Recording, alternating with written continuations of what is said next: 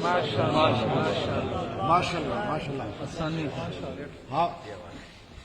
حافظ عبد الباسط حسانی صاحب سے ملتمس ہوں کہ وہ یہاں پر بہترین نعتیہ کلام پیش فرمائیں. حضور ایسا کوئی انتظام ہو جائے. حضور ایسا کوئی انتظام ہو جائے. حضور ایسا کوئی انتظام ہو جائے. سلام کے لیے حاضر غلام آمین آمین اللہم آمین. سلام کے لیے حاضر غلام ہو جائے. میں صرف دیکھ لوں ایک بار صبح طیبہ کو. میں صرف دیکھ لوں ایک بار صبح طیبہ کو. بلا سے پھر میری دنیا میں شام ہو جائے. بلا سے پھر میری دنیا میں شام ہو جائے. تجلیات سے بھر لوں میں کاسۂ دل و جان. تجلیات سے بھر لوں میں کاسۂ دل و جان. کبھی جو ان کی گلی میں قیام ہو جائے. کبھی جو ان کی گلی میں قیام ہو جائے. حضور آپ جو سن لے تو بات بن جائے. حضور آپ جو سن لے تو بات بن جائے. حضور آپ جو کہہ دیں تو کام ہو جائے.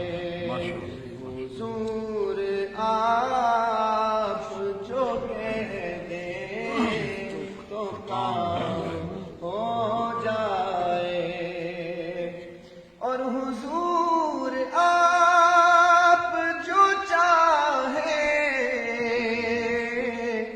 تو کچھ نہیں مشکل. حضور آپ جو چاہیں تو کچھ نہیں مشکل. سمت کے فاصلہ یہ چند گام ہو جائے. سمت کے فاصلہ یہ چند گام ہو جائے. سلام کے لیے حاضر غلام ہو جائے. ملے مجھے بھی زبانیں بوسیری جان.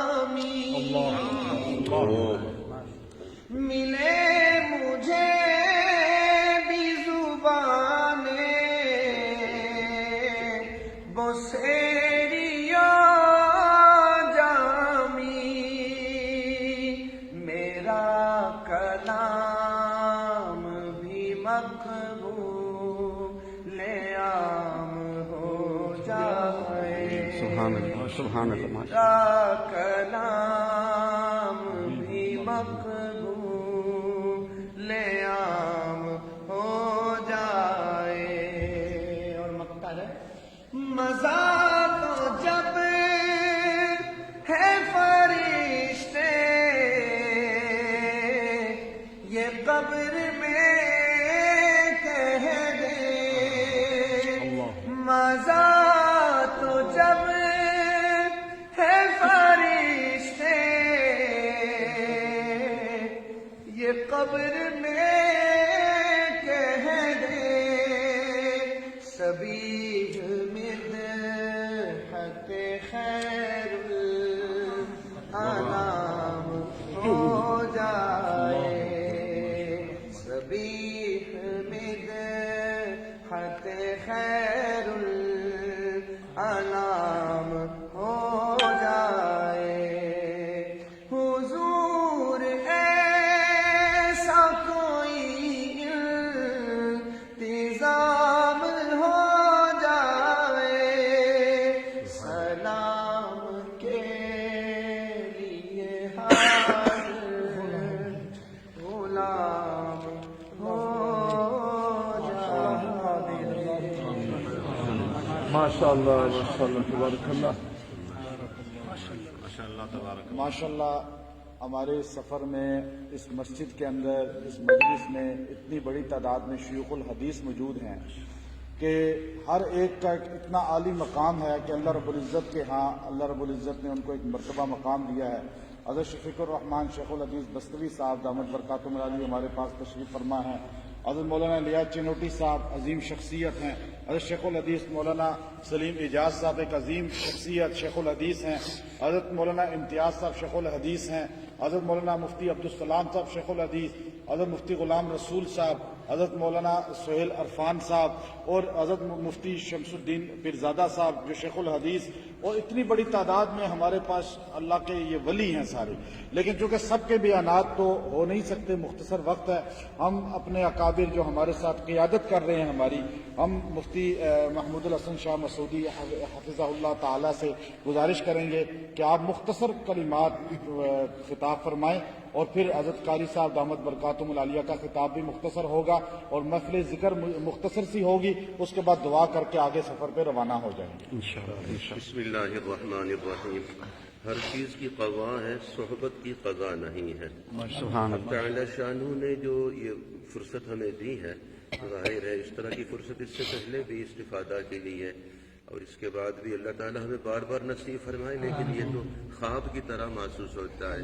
جس طرح عارف باللہ حضرت شاہ حکیم اختر صاحب رحمہ اللہ حاضر ہوئے جب, تو کسی بھی حاضری میں حضرت نے یوں عرض کیا جب طواف شروع کیا, کہاں یہ میری قسمت یہ طواف تیرے گھر کا, کہاں یہ میری قسمت یہ طواف تیرے گھر کا, میں جاگتا ہوں یا رب یا خواب دیکھتا ہوں. یقین نہیں آتا ہے, بار بار حاضری بھی ہے مگر یقین نہیں آتا ہے کہ ایسا بھی ممکن ہو سکتا ہے. پھر اپنے حضرت دامت برکاتہم کی صحبت جو ہمیں نصیب ہے, یقیناً لمحہ لمحہ بھی ہاتھ سے جا رہا ہے.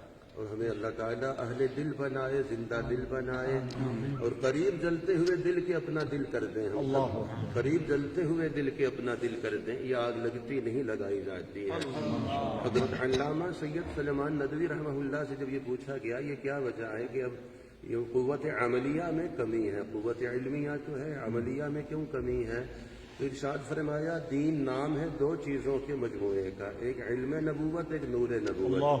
علم نبوت کے حصول کی محنت تو ہو رہی ہے مگر نور نبوت کے حصول کی اس طرح محنت نہیں ہو رہی.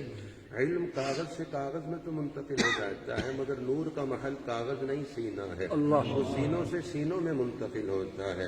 جو آگ کی خاصیت وہی عشق کی خاصیت, ایک خانہ بخانہ ایک سینہ بسینہ.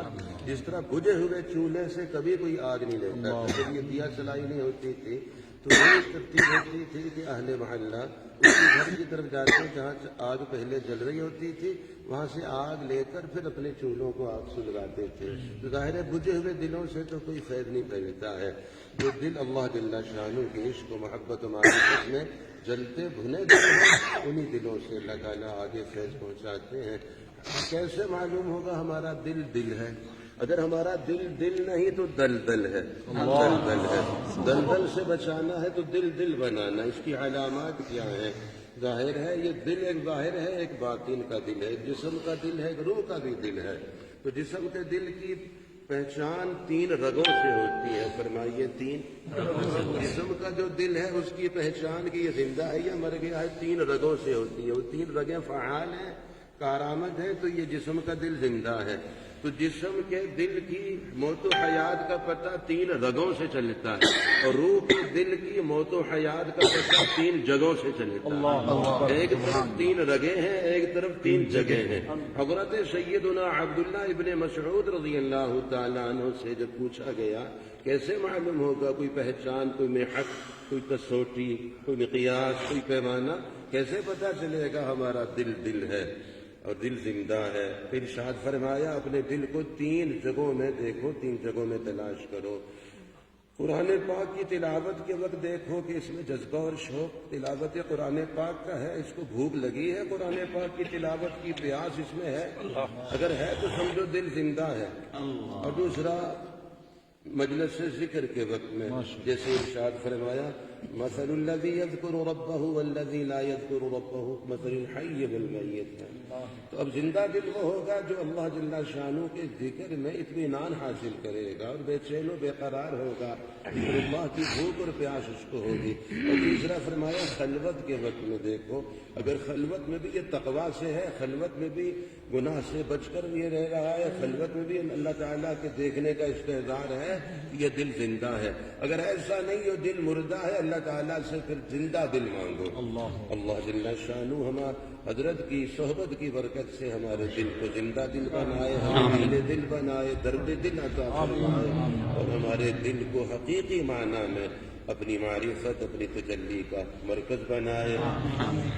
یہ جو جلا بھونا دل اللہ تعالیٰ نصیب فرمائے. کچا کباب ہم میں سے کوئی نہیں کھاتا، کچے کباب سے تو طبیعت ویسے بھی، اور بھنا ہوا کباب سیر بھی ہیں کھا چکے، مگر بھنے ہوئے کباب کے تذکرے سے کتنی طبیعت میں کشش محسوس ہوتی ہے. اللہ تعالیٰ ہمارے دل کو بھی جلا بھنا دل بنائے، اپنی محبت معرفت میں جلا بھنا دل.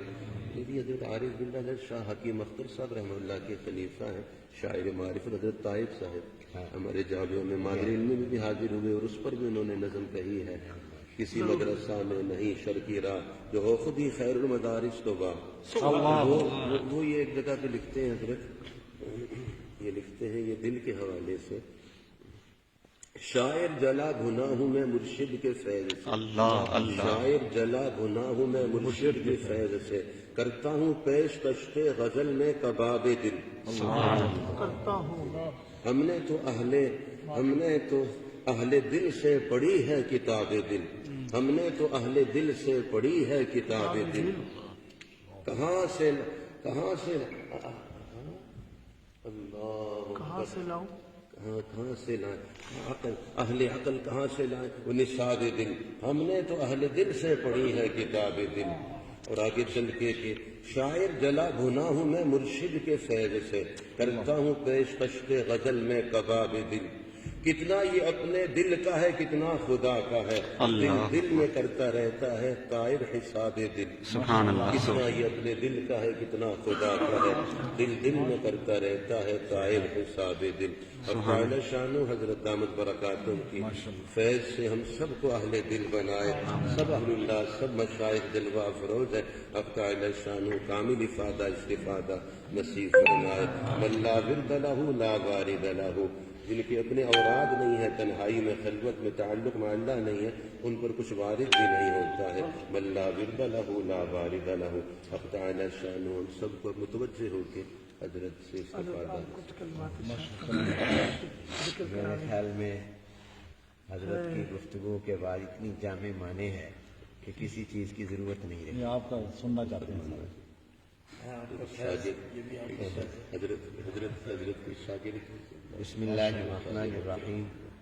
اللہ ولی الذین آمنوا یخرجهم من الظلمات الى النور والذین کفروا اولیاؤهم الطاغوت یخرجونهم من النور الى الظلمات اولئک اصحاب النار هم فیها خالدون. صدق اللہ العظیم. اس میں بہت سے اہل دل، اہل تقوی، اہل علم اور اہل ذوق موجود ہیں، اور مجھ سے کئی گنا بہتر میری نسبت ہی کوئی نہیں، نہ علم کے اعتبار سے نہ عمل کے اعتبار سے۔ ہمارے حضرت مولانا مفتی محمود الحسن مسعودی صاحب دامت برکاتہم العالیہ نے دل اور اہل دل کے حوالے سے جو بڑی پیاری اور جامع باتیں فرمائیں، تو ہم سب اہل دل ہیں اس معنی میں کہ ہمارے اندر دل تو موجود ہے، لیکن سوال یہ ہوتا ہے کہ پھر بعض حضرات کو اہل دل خاص طور سے کیوں کہا جاتا ہے؟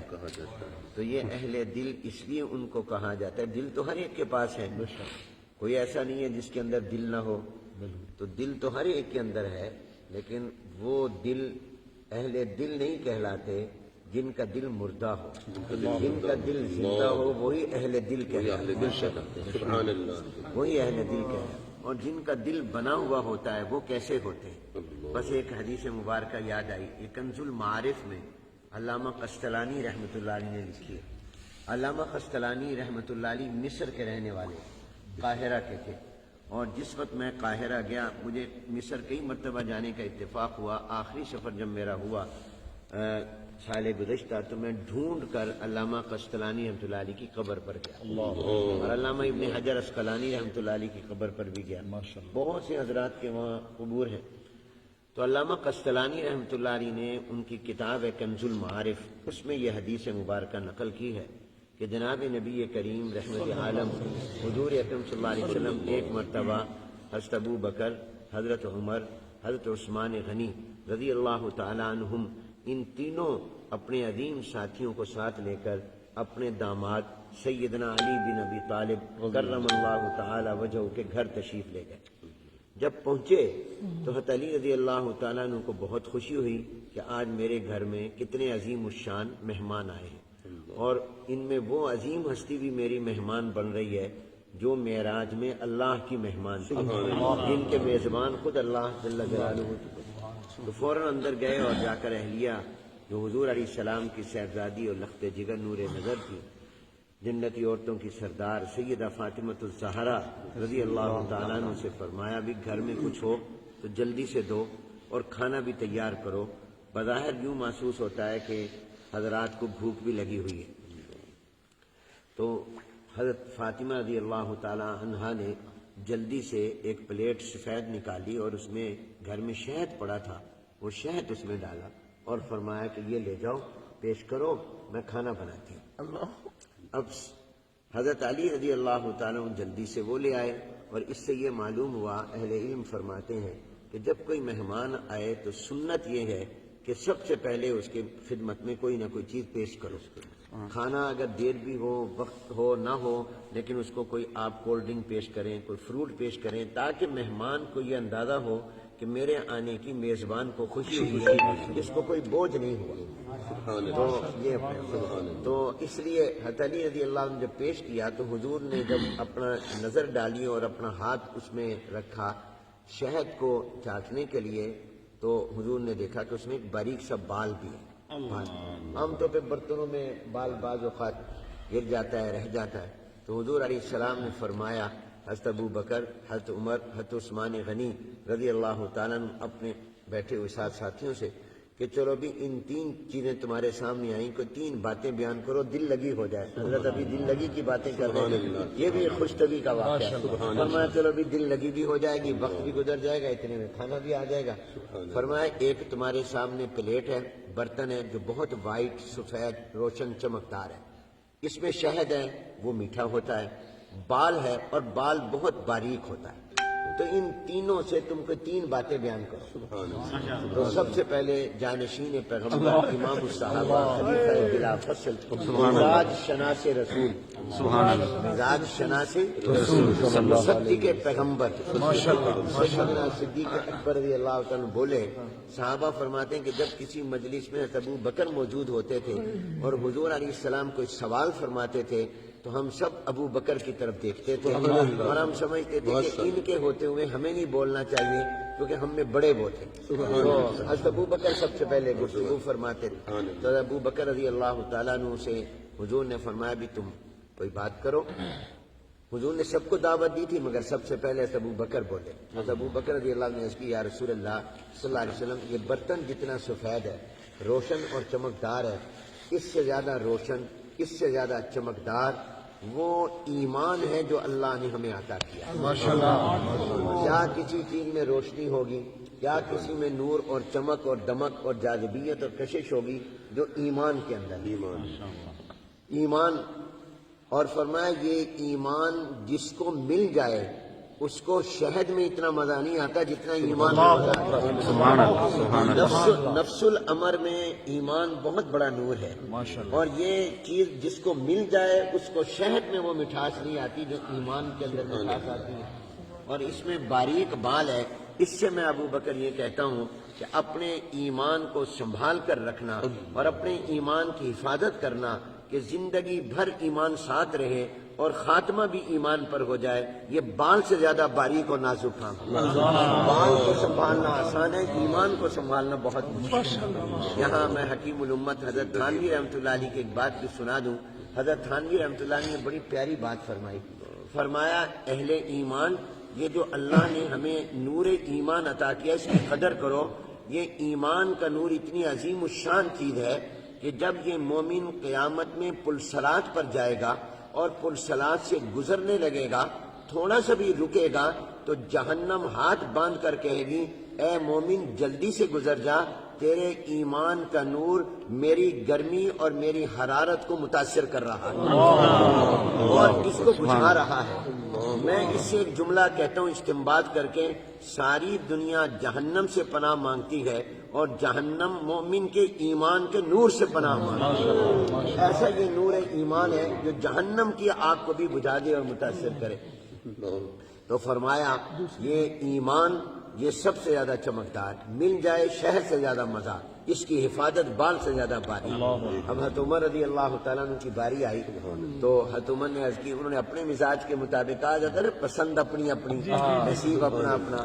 تو حضرت عمر رضی اللہ تعالیٰ نے عرض کی یا رسول اللہ یہ برتن جتنا سفید روشن چمکدار ہے اس سے میں عمر یہ کہتا ہوں کہ یہ دنیا اور یہ کائنات بہت روشن بہت چمکدار یہ پیسے کی چمک کرسی کی چمک دولت کی چمک یہ اس برتن سے زیادہ ہے.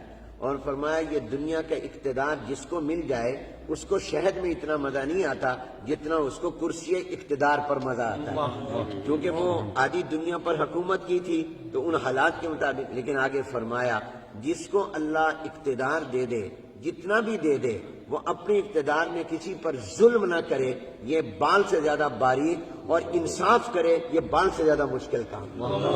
تو یہ دنیا کی چمک یہ برتن سے زیادہ اور اس کا مل جانا یہ شہد سے زیادہ مٹھاس والا اور اس پہ انصاف کرنا یہ بال سے بھی زیادہ باریک و نازک.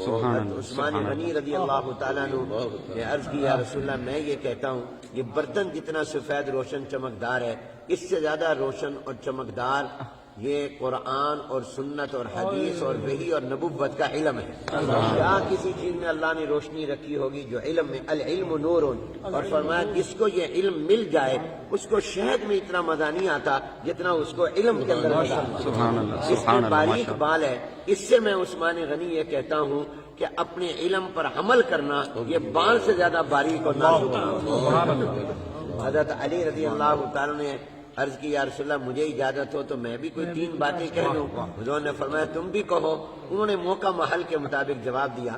کہا یا رسول اللہ یہ برتن جتنا سفید روشن چمکدار ہے اس سے زیادہ روشن اس سے زیادہ چمکدار آنے والا مہمان ہوتا ہے. مہمان کی پیشانی میں بھی چمک ہوتی ہے کیونکہ وہ میزبان تھے حضور علیہ السلام اور حضرت ابو بکر عمر عثمان مہمان تھے. تو کہا مہمان کی پیشانی میں بھی چمک ہوتی ہے اور وہ اس برتن سے زیادہ ہوتی ہے.